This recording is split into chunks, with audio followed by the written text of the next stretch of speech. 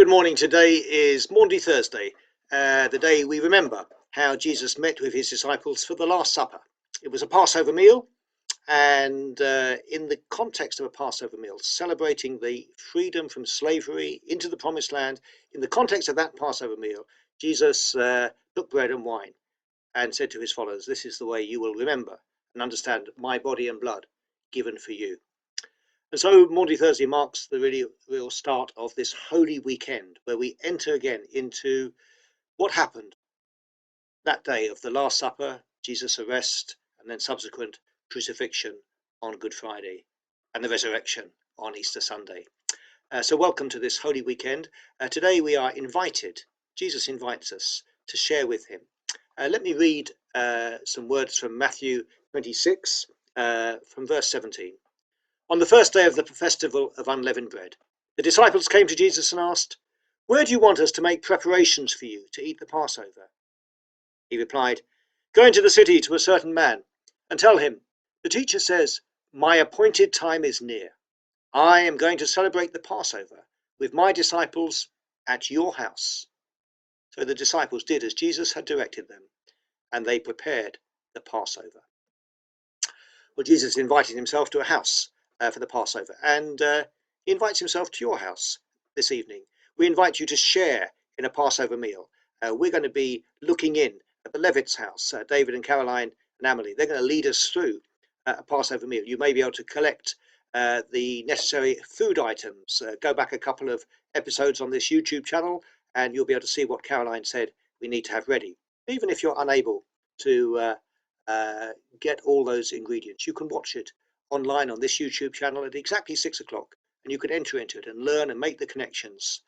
For me, I am struck by this sense that Jesus invites us. Jesus calls us to be companions, to be at the table with him.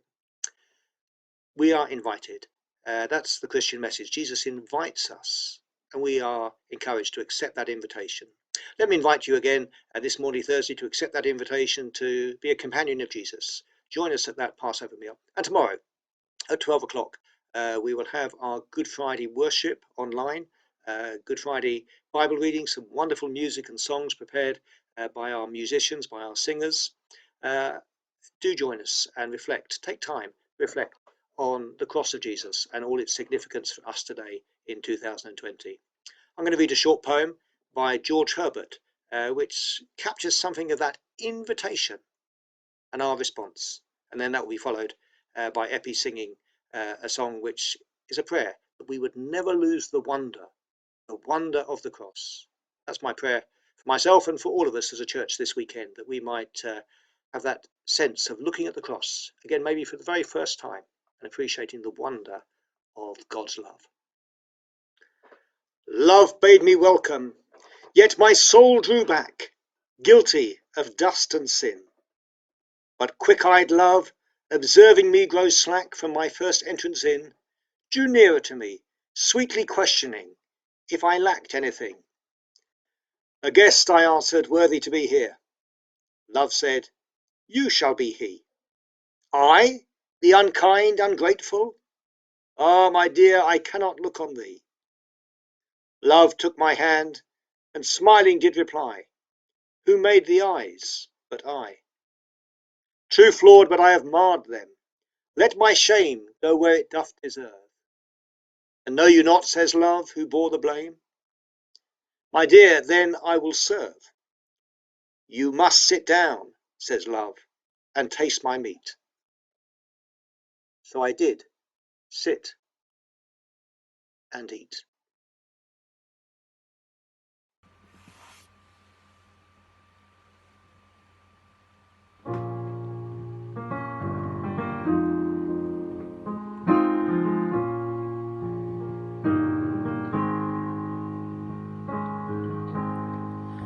O precious sight, my Saviour stands, dying for me with outstretched hands. O precious sight, I love to gaze, remembering salvation's day, remembering salvation's day.